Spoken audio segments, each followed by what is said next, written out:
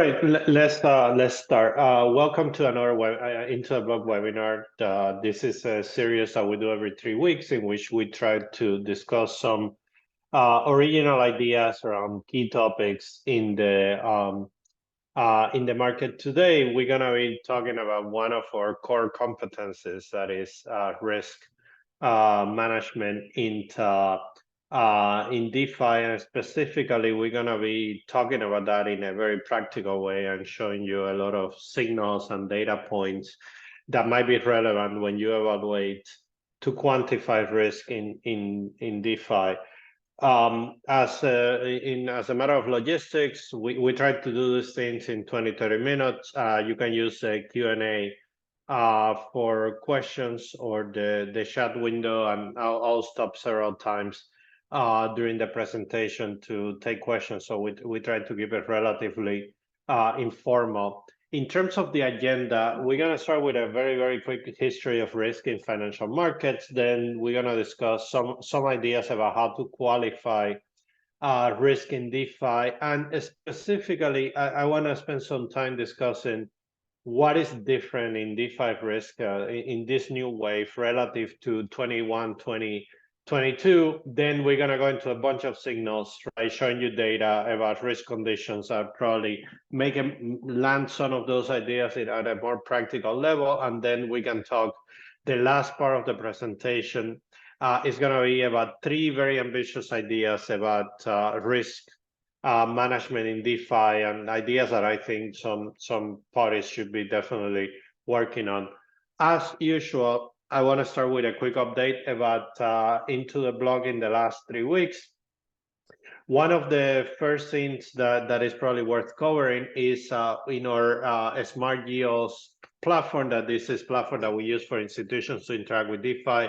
We launched a strategy for the repo stablecoin that has been one of our very close partners in Curve, and you can see that it's doing a return about 14, almost 15% in a stable coins. A few hours ago, we launched it in Aave, and you can see the yields is not reflected yet, but it's also around 14, 15%. And this is an effort that we have been working on for a long time to bring the repo stablecoin to DeFi.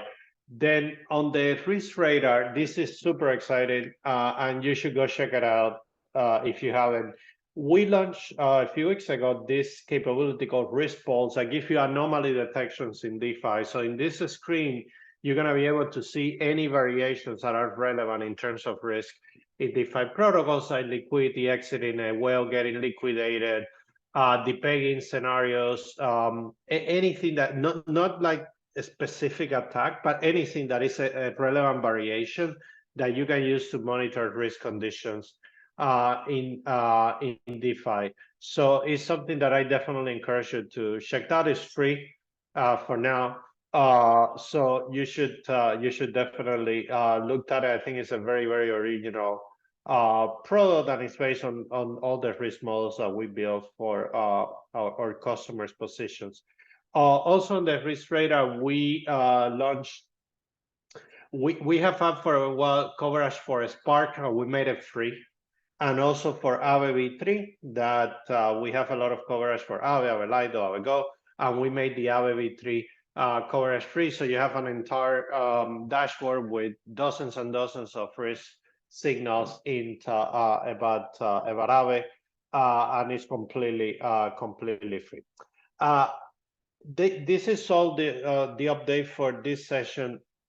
When we announce the next webinar, that is going to be in 3 weeks, that I do at the end of the presentation, I'm going to encourage you to come register, because we're going to have a monster announcement, monster update in 3 weeks. We just closed a very, very large strategic transaction that I cannot get into the details now. We're going to be unveiling something very new. So I would definitely encourage you to join, and it's going to be a really fun webinar about institutional DeFi. So with the topic today, I would like to start with just a traditional view of risk in traditional finance markets. So risk in TradFi is all about volatility, right? It's different constructs around volatility. So obviously the father of all this is Harry Markovich that created the modern portfolio theory. And based on that, there has been a number of variations, notably Chris Sharp that created a Sharp ratio, the capital asset allocation model that is based on variations of Markovich's theory. Fisher and Black and Myron Schultz created all the quantitative techniques for option pricing. That is a very common hedging mechanism to manage risk.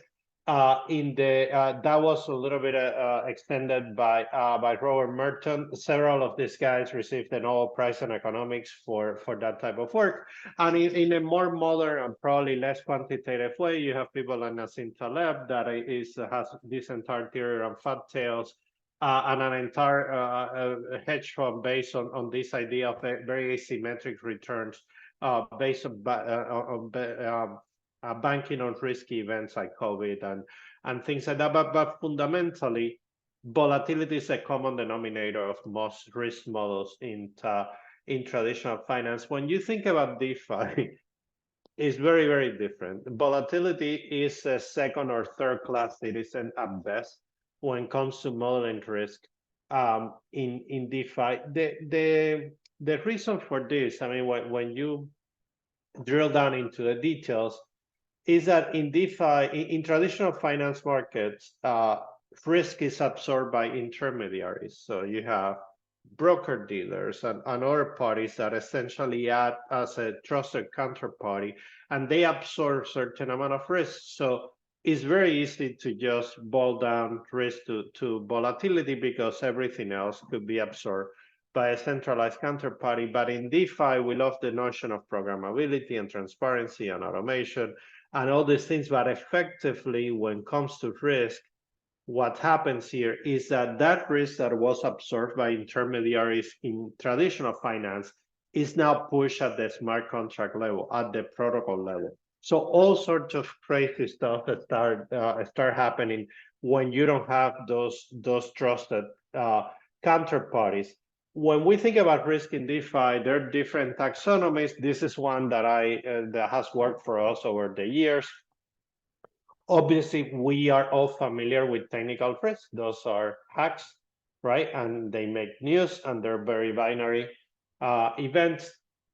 We spend a lot of time modeling economic risk, that is depegging, impermanent loss, divergence, whales exiting the market, the stuff that causes losses in DeFi positions on a daily basis. This is less and less, but there is an entire vector of risk that is based on governance and passing malicious proposals and things like that. And somewhat paradoxically, we have reintroduced in the last few years a lot of counterparty risk in DeFi, and we're gonna talk about that.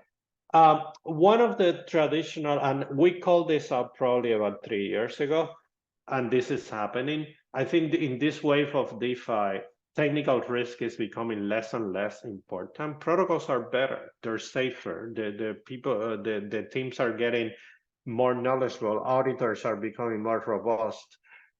Technical risk is becoming less and less relevant, and economic risk is capturing more momentum. And that's just going to be that trend is going to continue. So over time, a lot of the risk vectors in DeFi are going to be more economical and less about hacks or things like that.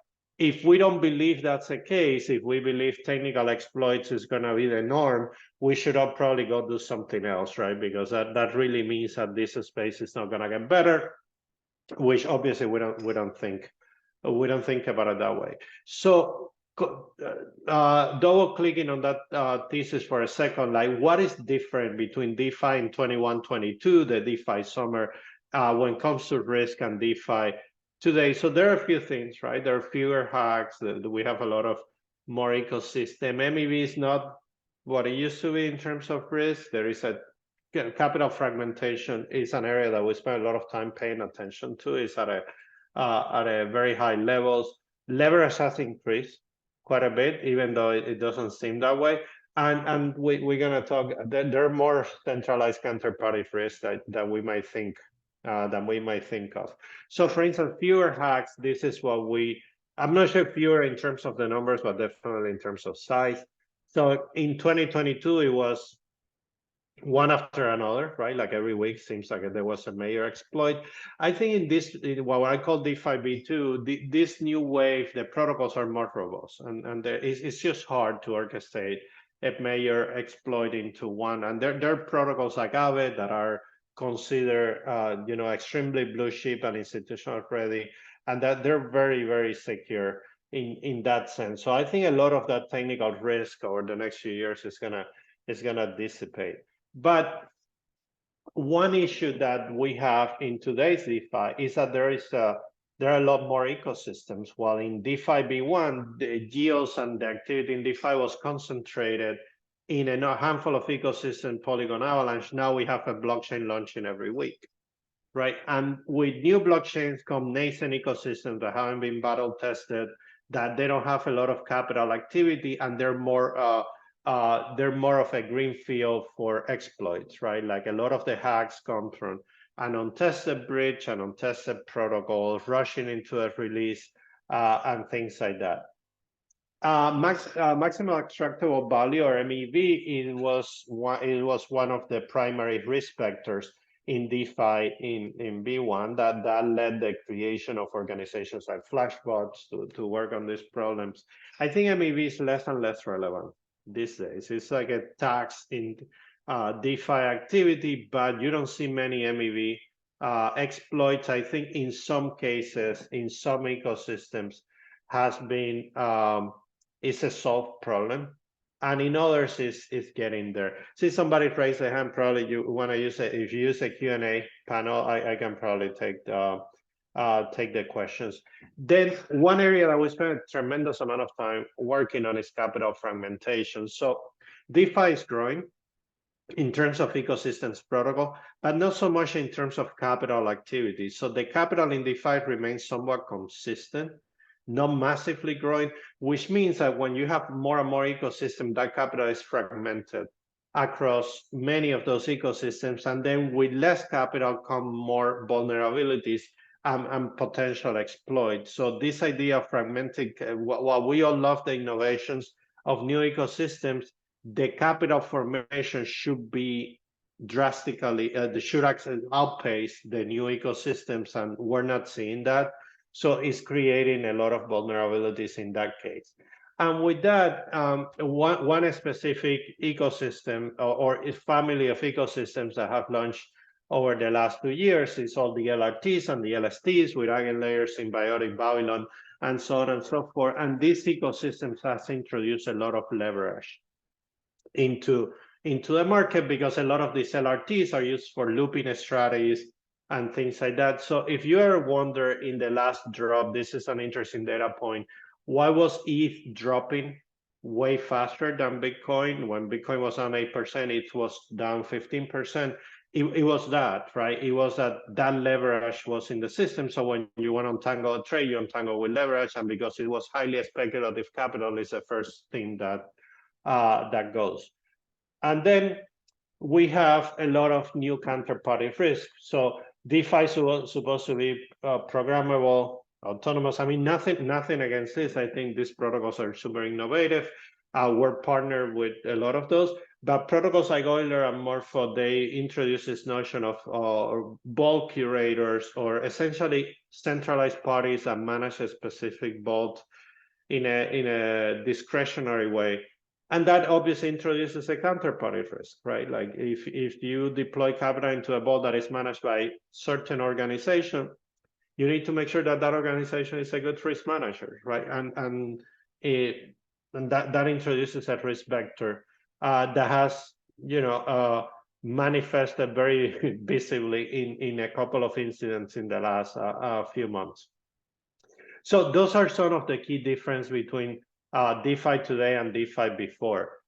Now, with that new difference on ecosystem also comes a lot of new interesting data and things that you want to monitor. So I'll give you an example of different signals that we find fascinating and are sort of things that we use in our risk models on a real-time basis, but to give you an idea how these things manifest. So for instance, so if you're participating in an AMM, one indicator that we pay a lot of attention to is the concentration of whales, right? Because if you have a market like you're saying, in which a whale owns 90% of it, then that creates a risk attack. What happens if that whale's exit, right?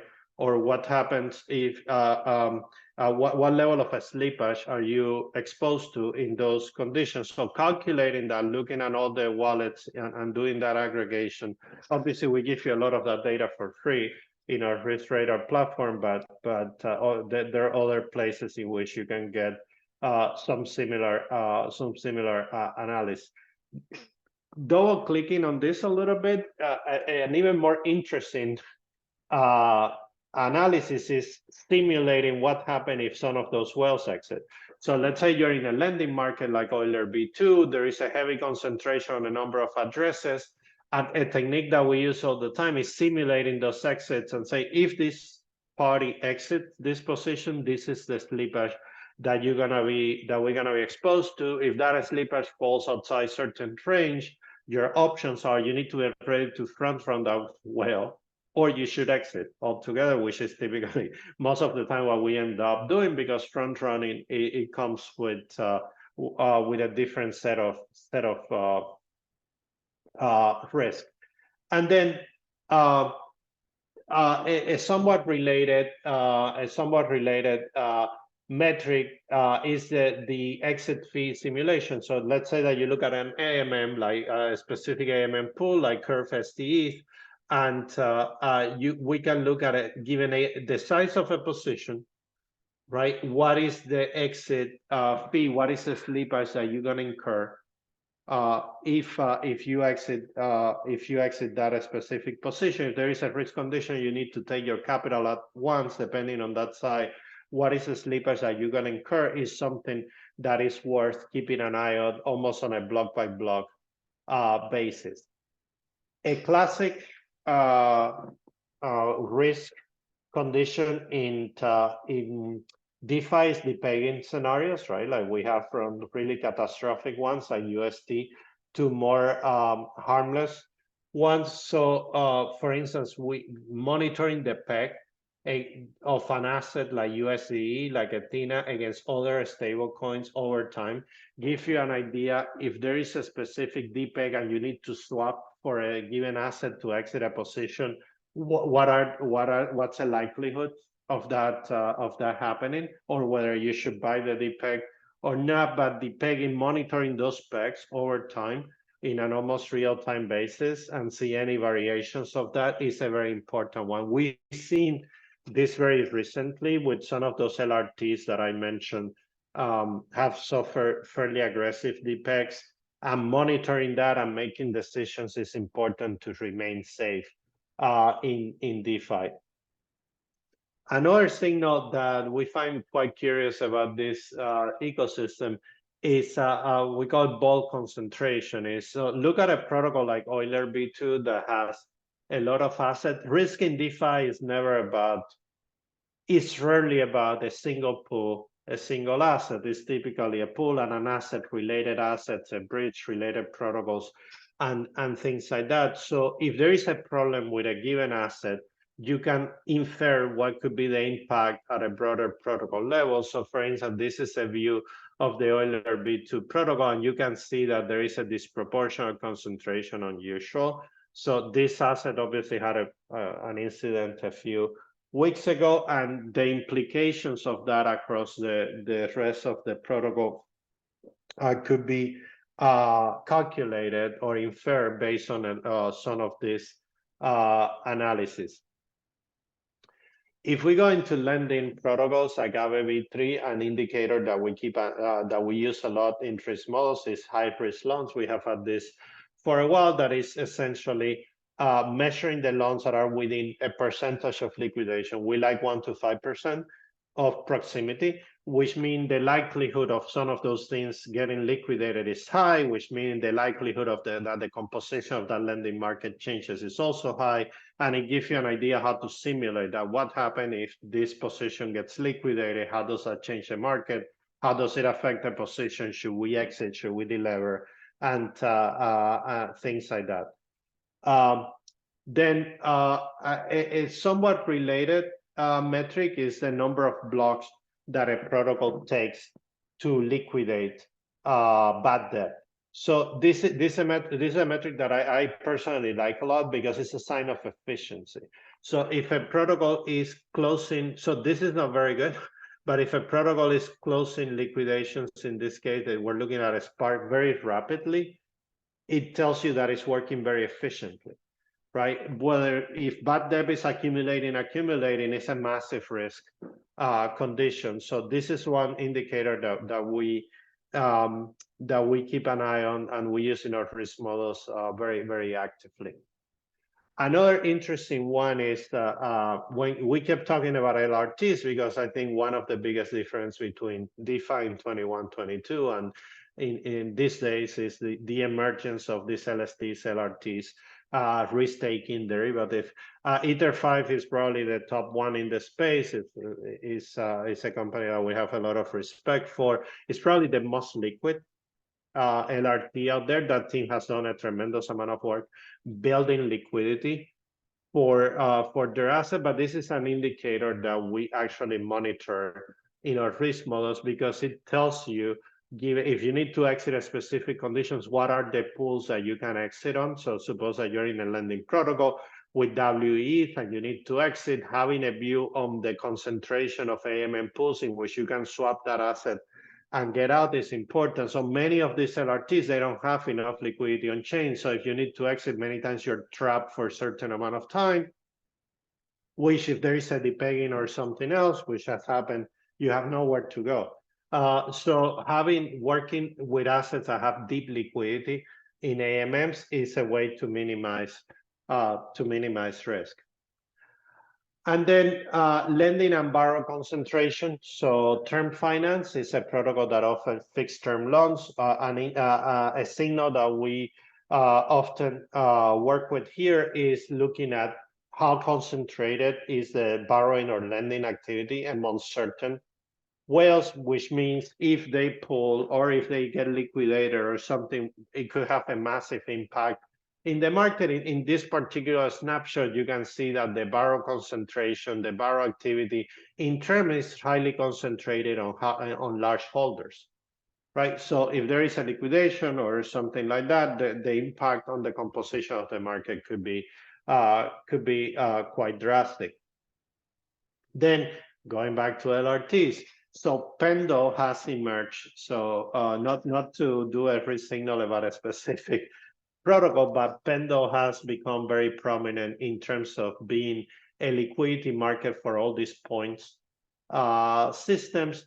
So monitoring Pendo pools is an indirect way to monitor different risk conditions on LRTs. So in this case, we're looking at Swell, that is one of the Eigen LRTs, and we're looking at the distribution of the different principal token and yield token across different Pendo pools. So if this distribution is not accurate, then that means that, or sometimes when those yields expire, you need to exit those positions and recalibrate a lot of things.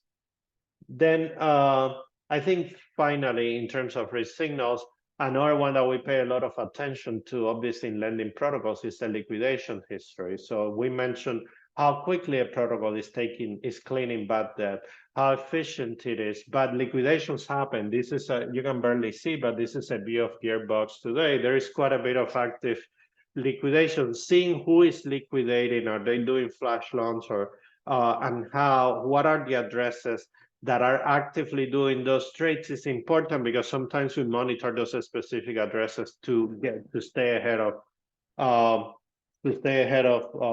them. So that is quite relevant. And then there is a way, we use a lot of these signals in a specific ways for trades. One thing that we were dying to to release, and finally we did, although it's still in beta, is this ability to monitor variations of those signals. So liquidations went from point A to point B. A whale got liquidated. The divergence on a specific market AMM pool went from point C to point D. There was a depegging scenario. There was a depeg on a specific asset. Like having visibility into all those on a real-time basis is important to sort of predict risk conditions. So this is a snapshot for today. You can see things like in Oilers, so the high-risk loans have increased for a specific market. The liquidity in USR has decreased. The volume in WBTC in Uniswap B3 has increased. So having this level of alerting, even if it's not a specific attack or things like that, is important to make. It's a good practice to make decisions. Then I want to go close the presentation with 3 ambitious ideas about risk management in DeFi. These are ideas that are not implemented, but I think somebody should implement it because they're fairly doable, and I think it pushes the boundaries of what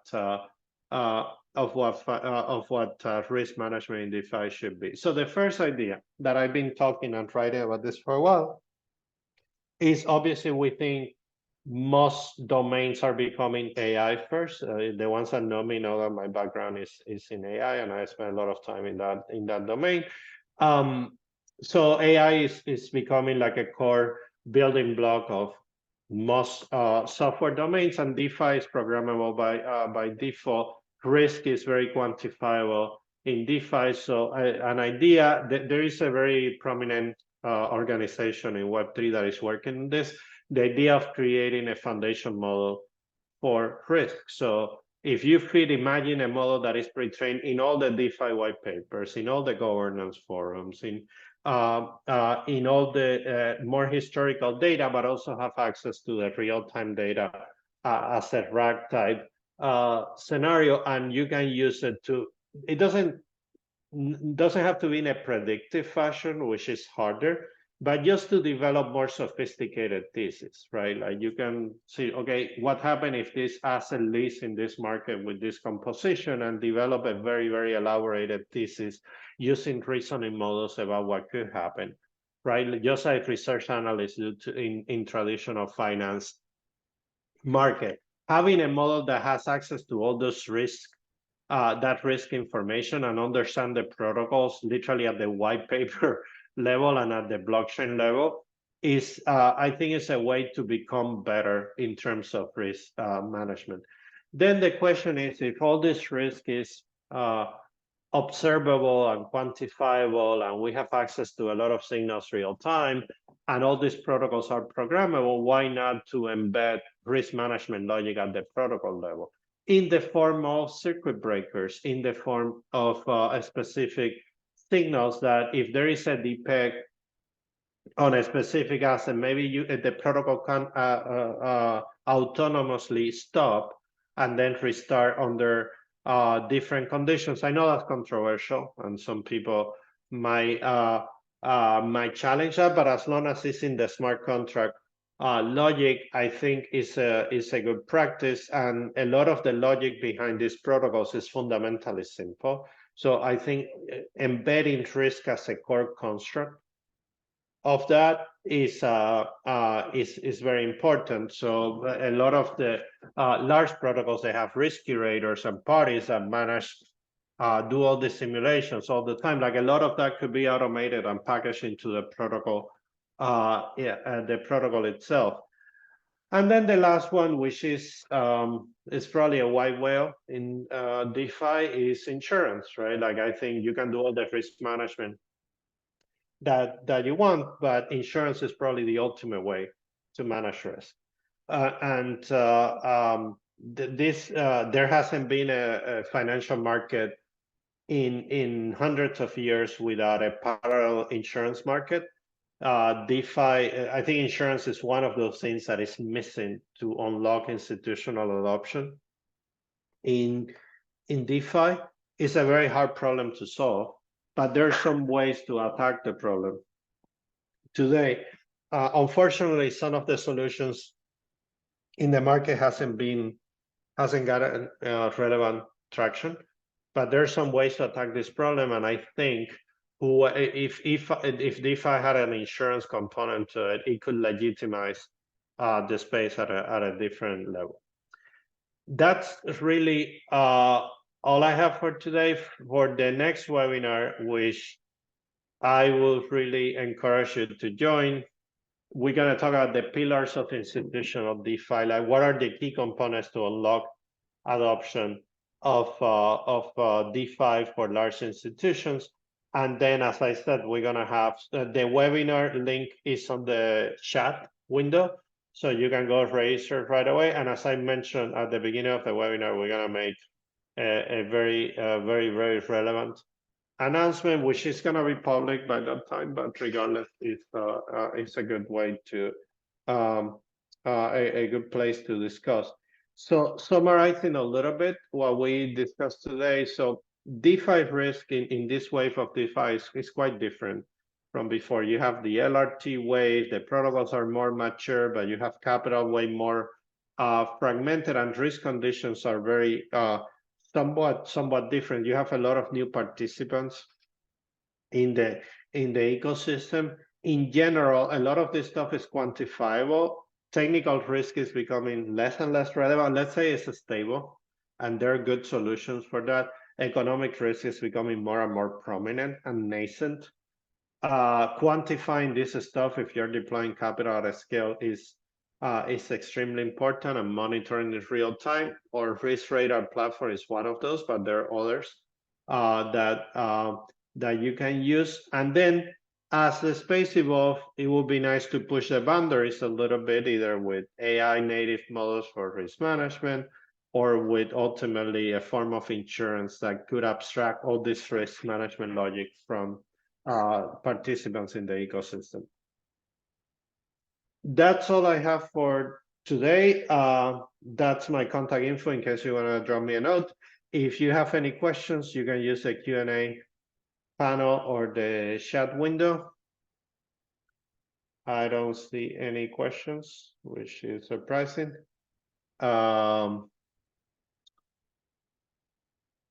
I think somebody's raising their hand, but it will be, I think it will be great if you can just type the question in the, or maybe it's a mistake.